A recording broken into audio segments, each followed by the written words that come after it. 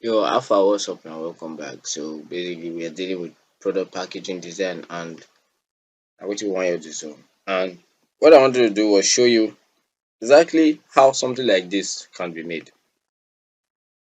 Yeah. So take note. This can be an envelope. An envelope can serve as a package, right? An envelope, a simple envelope can serve as a package, right? That's one. Second of all, you can see this carton created. So it's this carton layout that is my main interest here. However, another kind of brand packaging can be simple stickers like on car branding, on pen printing, and those kind of brandings that are, you know, a large majority of them has been stickers. A large majority of them has been stickers, right? So you have this circle one. This circle right here is sticker. This other one is sticker. So what we do in order to get this, when you come to CorelDRAW, right? Let me just make I just create normal plain document. When you come to CorelDRAW, it's a matter of getting the measurement of that particular product or package, or if it be bottle, if it be bottle like that pump. You saw that cream now, something like this one now. It's a container. It's just like a container. This one looks like polish and also looks like cream as well. But you get the point. If there is a jar like this, you have container and you have cover. If you want to print on the cover, it will probably be something like a circle that you're going to put on that cover, just at the top. Just slap it on the top. Bah. But if not be the cover, say na the body, right? You will want to measure the body of this particular, you want to measure the body of the container up to down, left to right, so that when you are done, you will come to CorelDRAW and have the width and the height. So if you have the width and the height, you can then make your design, right? You can make your design on that jar. So let's say for instance now, this was the jar. I'm just going to create a healthy representation of that jar, right? So we have a jar like this, right? So make I use my shape tool to select here and here. So I want to create that down, and then let me create same thing here at the top, here like this. Alright, so we have a container just like this. Immediately you don't get wetin you want, you don't get the measurement between here and here, you will be making your design inside this, so that by the time it's done with this and we have printed it out, we'll be able to slap it on top of the container. So we slap it on top of the container, it now becomes part of it and you have branded that pack or you have branded that container. Shey you get? So make your design here and then we'll be able to add it here. If it's something that is going to go round, once you measure one side, it's a matter of simply using your control to create a duplicate copy and you have two side. Maybe you can decide to create a 0.5 margin between the center, and let's shift this and let's add a 0.5 margin. I've told you how to add a 0.5 margin, so you can add a 0.5 margin. You already know how to work with your guidelines. It's a matter of bringing my zero to this point and deciding where is my 0.5 from this point. So if I come here now and I type 0.5, now where I don't type 0.5 now, all I need to do now to drag here. If my snap is not working, I can simply go to view. I will go snap to guidelines, so that I can get accurate measurement of a 0.5. You understand? So if I put 0.5 here, I know that this space is a margin. So design here, design here. This one go dey this face, this span go dey this side wey nobody dey see. Then this one go dey the other side again. I don't mind leaving this on that side because it's a pomade, a container. It's not necessary, it's not very necessary that I have to put things on the two span. But I can decide to put a space on one span whereby the picture of the product is here, right? The picture of the product is here, and then at the back we'll have the ingredients, the NAFDAC number, and the expiry date, manufacturing date is going to be at the back. So this one fit be the back, while this one fit be the front. This one will carry the name of the product and carry some other beautiful designs, while this back will carry the ingredients and the rest of them. Shey you get? So like this now, by the time you are done designing this, all you have to do is take this design to somewhere that they print, and you can meet a good operator. If you don't have a good operator, you don't have a good repertoire, you might try getting one. Alright, you might try getting one. I do this a lot, so I already know the system. So wetin me dey do now, Immediately I'm done with this, I understand the process of how to print it out and the rest of them. I can even print it as well. But that's for me. You, what you can do is make your designs, contact somebody who is a professional, and then give it to them and just let them know the dimension. Dimension na be sizes. So if you don't get the size, say na this size be this, all the person has to do is to print this thing out for you, right? And tell you how it can be printed out. By the time he's done printing it, he will now give it to you, and then you can take it back to the empty container that you have, this naked container that you have, and then you can put the sticker on it by the time you are done designing. So that one now is for product. What about you have a carton that you want to design, right? I'll show you how now to design a carton, right? Alternate E, A, and G to get rid of that my guideline that I used before. Now, I have a carton, right? A carton like your matchbox, like matches, matches, the box of matches, for example. How are you going to design that pack? So that's what I want to show you now. Now you have the big side of that mattress. Remember, you will have to measure the matches, right? So you have to measure that matches. Let's say we have a 4 by 5 in inches for the matchbox. Immediately you have a 4 by 5 for the matchbox. You will have a spine. This is the side like where you used to strike it. Now you use side dey take dey strike that matches sticks. That matches sticks. Na here dey take dey strike am, right? So if this is the side to strike the matching stick, you will immediately have the same this cover again repeat itself on this side. So you have the first side, you have the side wey dey strike matching sticks, and then you're going to have the cover again at the side that they have the matching stick. But we are not done. We are not done. Now if this side should stand up, like if this side should stand up like this, right? So I'm going to do something interesting now. So we already have a basic setup here. Let me bring this one there, right? Control Q, and then I'm going to select this entire thing. So I want you to get a picture. I want to get a picture. Right? I want to get a picture here. Right? Let me show you a picture here. Yes. Right? I'm going to do exactly the same thing here. I'm going to do exactly the same thing here. Right? Right. So what I want you to visualize is this. Now, this is the first pack. This pack now is going to stand up to try and create this stand. This one now is going to bend forward like this, right? This one is going to bend forward like this, right? By the time it bends forward like this, it's going to be leaving us with this lapel, and this lapel is where this other side of striking the box comes in. But in order for this side to lap, it needs something that you can gum this one onto, which is why you are going to add an extra small lapel on this side. Remember to snap the edges to the edges because you don't want too much problem, right? You can decide to cut this one by quarter or by half, right? So I can just to make some 2.5, or I can just reduce it a little because this one is insignificant in the grand scheme of gumming this particular layout, right? So this one now is nothing. This one na go gum this one. This one is standing on its own. However, we have span. Here this one is going to bend. This one is going to bend. And here is going to bend. I don't need this line. So I don't need this line actually. So this one also is going to bend. I missed here. This one is also going to bend. So we will bend here inside. We will bend here inside. Right? Right?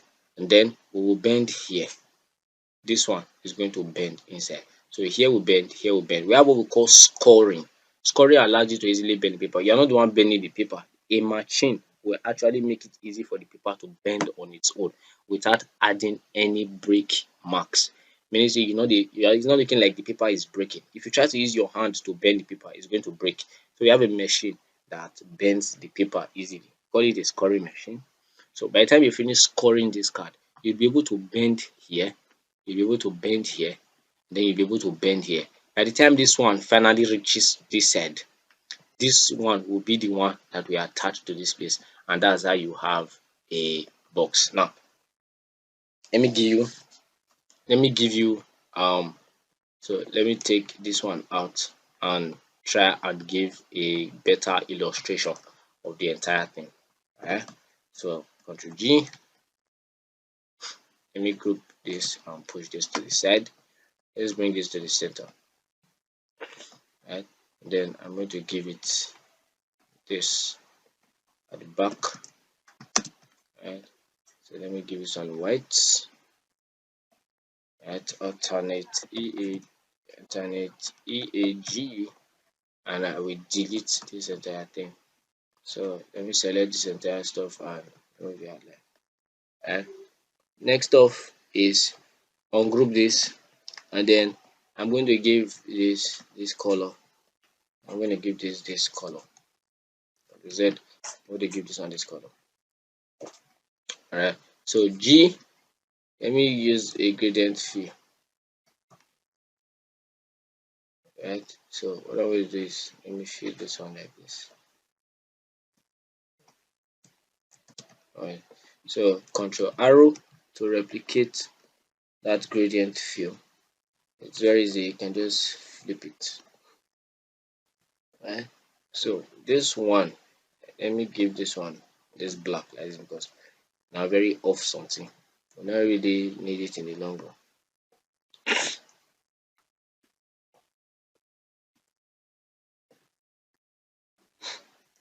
Right, so we have this now. So this one now, and this one, right? I'm going to select this one and Control Q. Then let me draw this one down so you get a better picture. Let me draw, right? So you see now that this one is going to lift off like this. Let's make this one a little bit darker. Alright, so this one will lift off now, creating this stuff. So this one in the long run will have to come to the top like this, right? You will see what I mean now, right? So this one, Control Q, let's bring our shape tool, and what we are going to do is that we are going to lift it up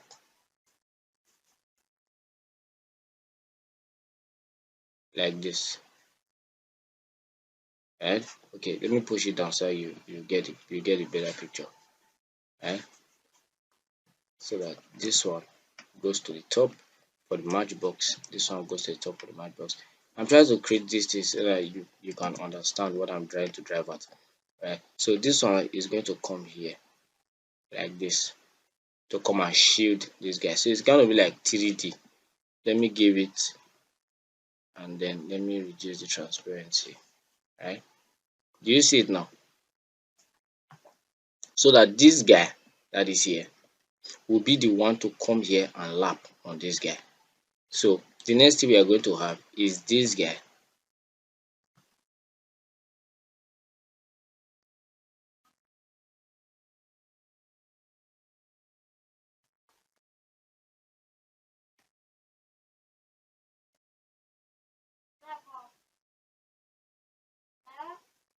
So this guy will be the one now lapping this guy like this. I'm going to give you transparency again so that you can see the one that's on the inside. Meanwhile, this one is just serving as a body for this particular match side to lap on. So this let's make this one a little bit darker, right? So this is exactly how the matchbox is in the long run. This is how the matchbox is in the long run. So this is the matchbox. This is the matchbox. So we have this side empty and empty so that we can put the other box that carries the sticks inside. So here is the side that catches fire. Same as this side. This is the side that sets the stick on fire, right? While here this forward side is the design, maybe swan, right? And this other part here is also the other swan, right? It's the part that carries design. I'm going to make it orange, right? That back side is orange, then this front side is orange as well. And then I'm going to make this side black. Let's make it black so that it gives that distinctiveness. So this side now the cash wire, this side now the cash wire. You have all those stone stuff here and all those stone stuff here. But you see, you cannot push this side and allow it lap here without having this lapel. So this particular match side will have nothing to hold it to make it stand if there was no lapel, which is this extra for it to be hanged on. You need to gum this. You need to gum this one on top of something. You need to gum this one on top of something. You need to gum this one on top of something. So now say your B. So in order for you to gum this one on top of something, that go make you create this particular extra for this side so that you can gum this one to it. And this is exactly how you visualize and how you create layouts. So if it was say like a box, like we wanted to create something like a box, so to say, right? I'm going to simply pick this same layout again, right? Copy, paste. Let's bring it over to this side. I think we are done. We are done with this one here. We are done with this one. You understand the concept of the matchbox now? You understand the concept of the matchbox? So this is matchbox. So let me bring this matchbox and just leave it there. So if you were say a carton, right? Now if we have something like a carton like this, you know that this particular size that we have here is going to it will come here. Let's rotate it by 90, and then I'll come and put it here. It's going to have the same measurement as this guy, as a span, right? And then we are going to add a cover to it. From now on, it's going to be on this side. Now it's going to be on this side, right? Remember to always snap it to the edge. Snap it to the edge, right? Snap it to the edge. Beautiful. So we'll have one on this side, and then we are going to create the extra lapel. Remember, everything that I'm doing, even though I'm just drawing for illustration sake, you must make sure that they are well in you must get measurement for all of them. So you get, so you must have an accurate measurement for everything that you're doing. You must have an accurate measurement for everything that you're doing. And basically this is how this thing is created. Right? So I'm going to flip that one on itself, and then I'm going to snap it on the edge. Snap. I'm just pushing it down now. Alright, so we are going to have a carton like this, whereby this one is going to close on the inside. When it closes on the inside, this one will now slap downwards. This one will slap downwards into the carton. This one will slap downwards into the carton. The same thing will happen on this side, where this one will slap inwards also. Right? So it will slap inwards as well. And then we can create our carton. This particular kind of carton now, you will have noticed it is for all those, you can get this kind of carton when you are buying screen guard, when you are buying desktop, when you're even buying a charger, you can get this particular carton. It can be longer, but it's always the same layout. It's always the same layout. So immediately you understand this layout design, the only thing that is left for you to then know is that you must visualize first of all what you are trying to create, and then come to CorelDRAW. If you can get a sample and tear it up, like open it up, don't pieces it, open it in such a way you can visualize the layout of the particular paper, and you will see that whatever I've drawn, all these things that I've drawn here now, is actually correct on that paper. And by the time you are done with this, all you have to do is export it and take it to a printer or a professional who is going to help you and bring it out. You can then cut it out. Or give it to a machine to cut it out. And by the time that you are done, you would have given yourself a good package design. Is it the same thing when you are creating pizza package and rest of them? Yes, it's the same layout system that you're using to create a pizza package and rest of them. All you have to do is get a pizza, look at the package design, and you can come to CorelDRAW and simply create it. Do you understand now? So just enjoy yourself, and if you have any questions, you can ask. Alright. In the next video, I'll be showing you how to create an invitation. Aha! One more thing. I wanted to show you how to present a logo by the time you are done creating your logo.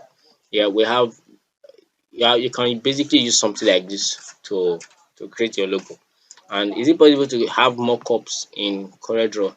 Yes, it's possible to have mockups in CorelDRAW. You can go online and download some videos. Maybe I'll show it to you in one of the short video lessons. Or just try and do something excellent when you're creating a logo and you want to save this up.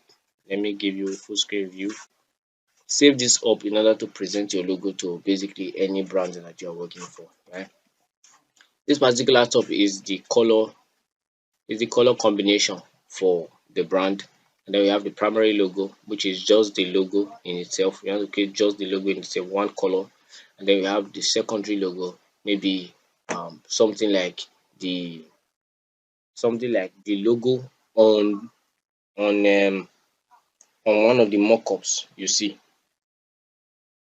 The logo like on something like one of the mockups, or you can put the logo with sorry, I just got distracted there.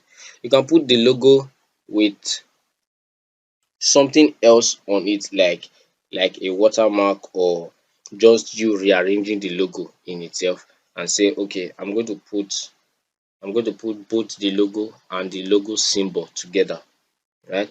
And then you can add a markup, which is the product, with their product with the logo. And then you can have a mood. A mood is basically the feeling that the logo or the particular brand is bringing. And then a submark logo is the logo rearranged in another format that can be used as an extra form of placing that logo, maybe a website preference for that logo. So now just for you to just rearrange the logo, you're still maintaining exactly the same font and everything, but just rearranged, maybe adding a little bit of detail of the company to that logo. So it's a sub mark of the logo. So like can I give you a good example now?